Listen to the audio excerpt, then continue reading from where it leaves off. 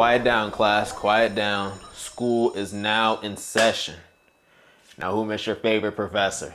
I know it's been a while since I taught my last lecture, made my old work, rest in peace, but there is still much more work to be done. It has been 5 long years since we last reviewed the ecosystem, Philadelphia Premium Snapchat, and my oh my, has the internet and content creation space changed in a way that I could have never even imagined. I was scrolling on Twitter the other day and I was just so surprised to see the amount of old peers busting it open for OnlyFans. I wasn't sure if I should be appalled or ecstatic. It may have been a little bit of both. I don't know about that one. But when I really sat back and thought to myself, I wondered, is this just the natural evolution of a content creator? You get your likes and attention and then you monetize that audience, whether it be through merchandise, consumables, or even OnlyFans. I mean, I have no room to judge.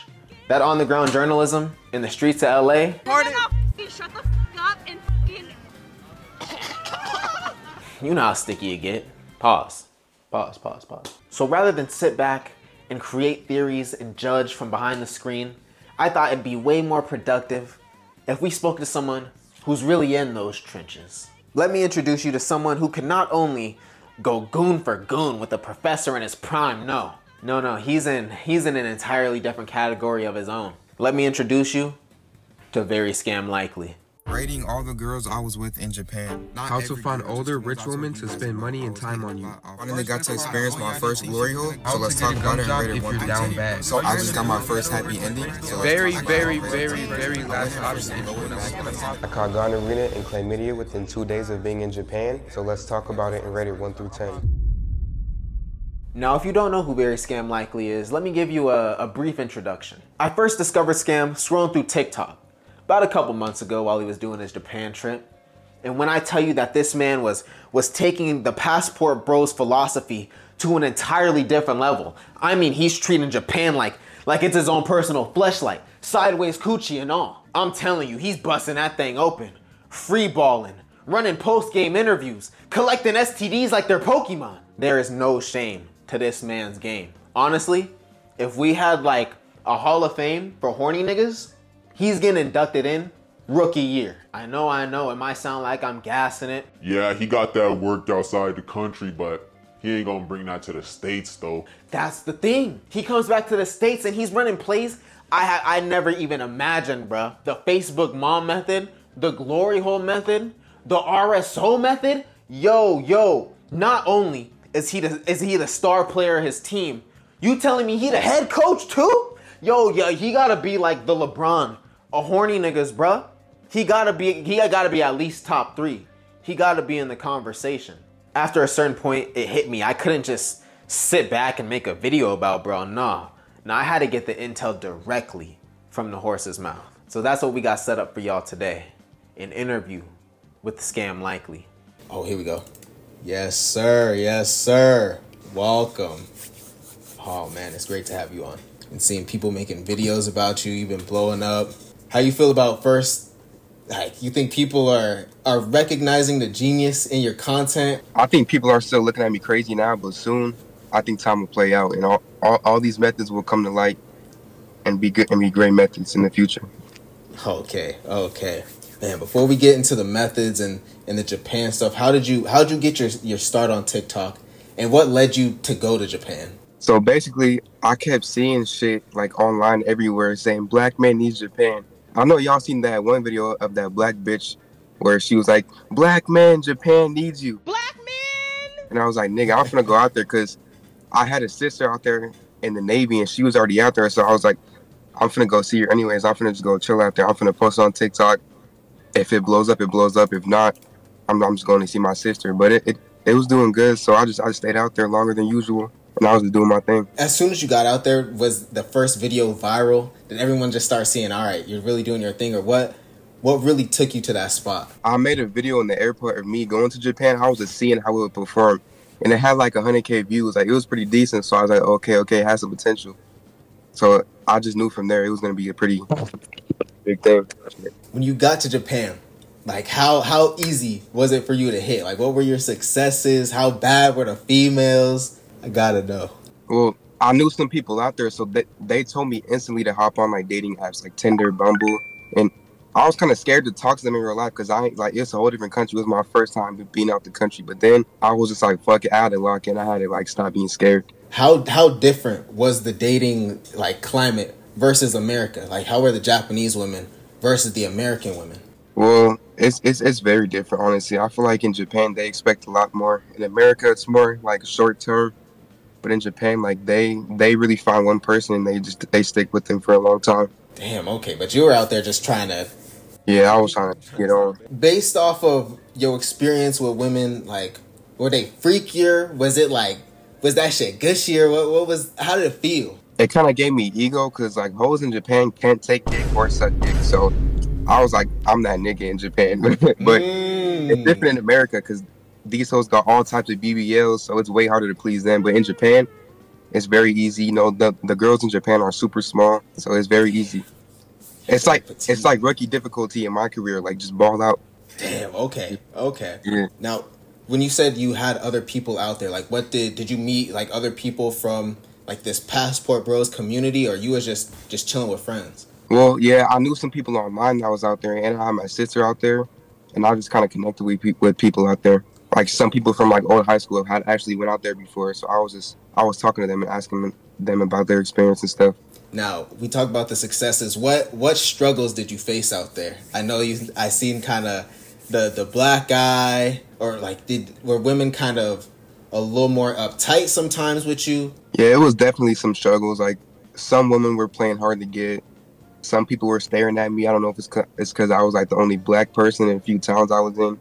But it was definitely some struggles. Damn, they had to see you like as a delicacy, low key, huh? Yeah. Like, yeah. How many like other black people did you really see? Well, it depends. Like if you go to the main cities, like the Shibuya Crossing in Tokyo, there's quite a few black people. But if you go deeper into like more of the cultural cities, then you really won't see anybody.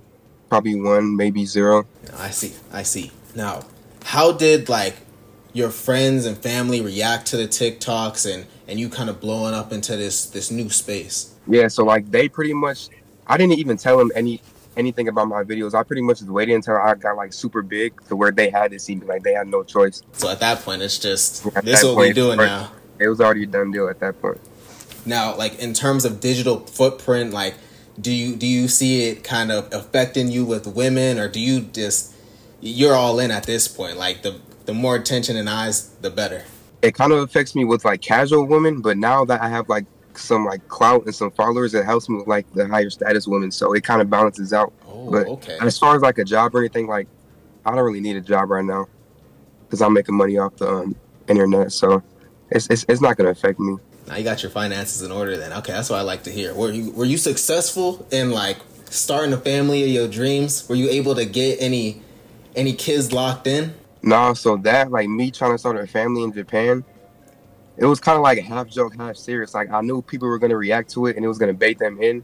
So at first I really was going wrong, just like nutting with some girls. I didn't care, but then like after a few times of doing that, I realized like, bro, I can't have a family here. I'm not gonna come back out here.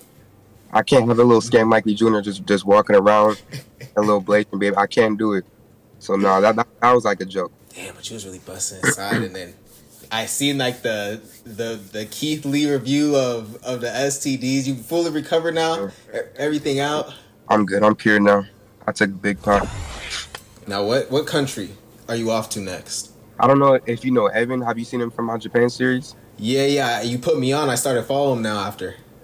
So he's going back to the Philippines, I think in a few months. I'm thinking about going with him because it's way cheaper and he's going to be there. But if not that, shit, I don't know, probably Thailand or something like that. I don't know.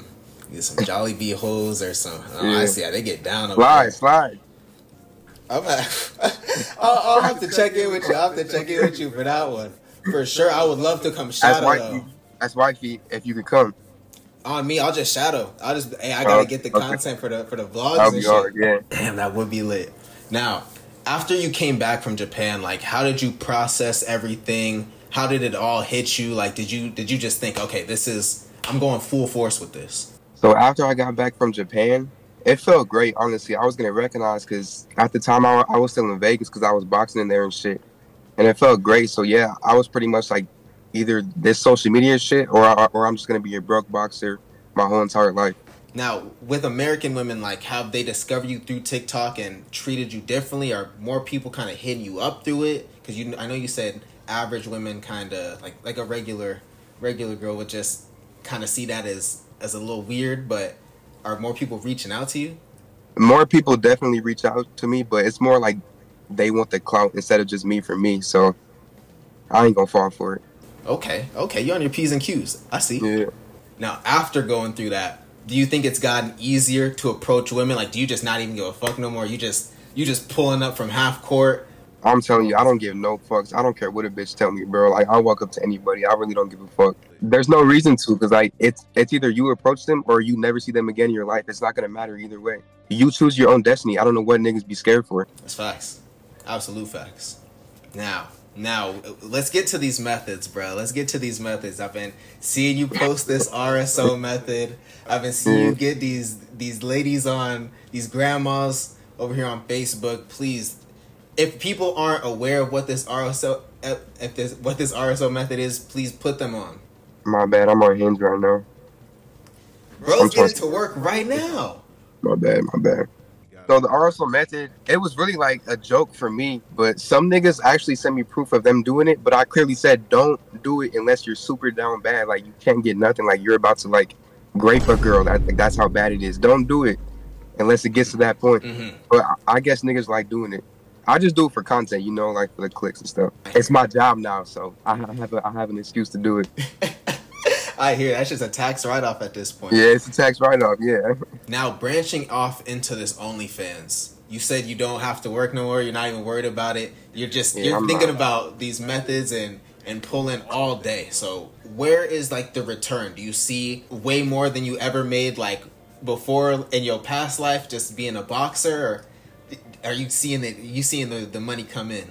It was hard being a boxer because I was still like doing TikTok, but I was doing like DoorDash on the side.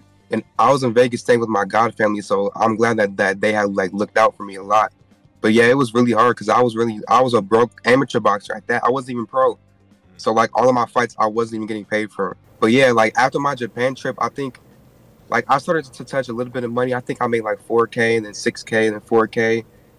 And then like after I started the Patreon, I made like this month or it was last month, I think I made like 27K. And I was like, damn, okay. But then the Patreon got banned, nigga, so I was kind of hurt for like a few days. I wasn't talking to nobody. But then I was already talking to this OnlyFans agency for like a few weeks.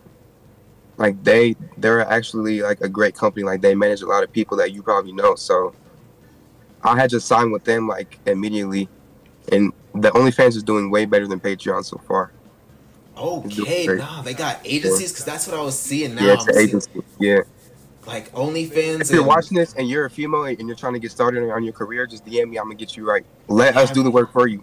I've been seeing because I think OnlyFans and this new space of content is just growing at such a crazy rate. Even you said like I might know some people. I've been seeing tons of like my old peers. They're busting it open. I'm like there has to be like a lot of money in this for people to just. It's never gonna go away because like there's always a few good tricks that will just spend their whole bank account just for a quick nut. So it's never going to go away.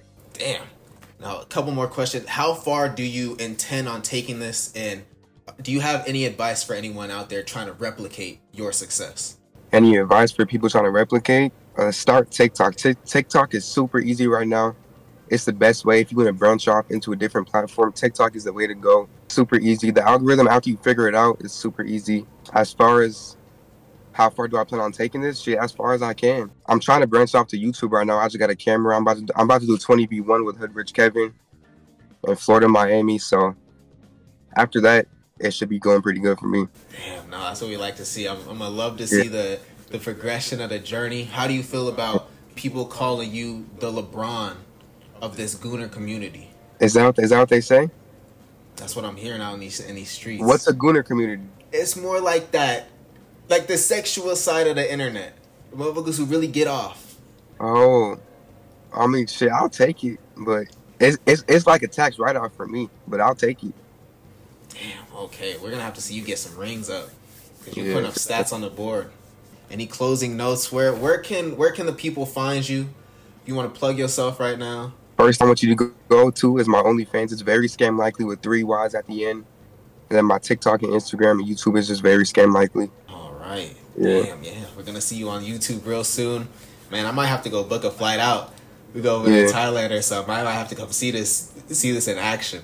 So, man, I won't take too much of your time up. I know you got more work to do. I appreciate you coming up on here. Thank you. All right, bro. Sure. All right. Have a good one. Wow. What a truly informative experience that was. I hope you learned just as much as I did. Thank you again to ScamLikely for coming on the show. If you want to see me interview more OnlyFans creators or take this show back outside, slap the like button, hit the subscribe button, go crazy on that shit. Go crazy on that shit. Go stupid on that shit. When you walk away, you don't hear me say, please, oh baby. Slap the fucking like button, my nigga. And just know if you too want to start an OnlyFans, I'm catching those leaks on Reddit. Peace the fuck out.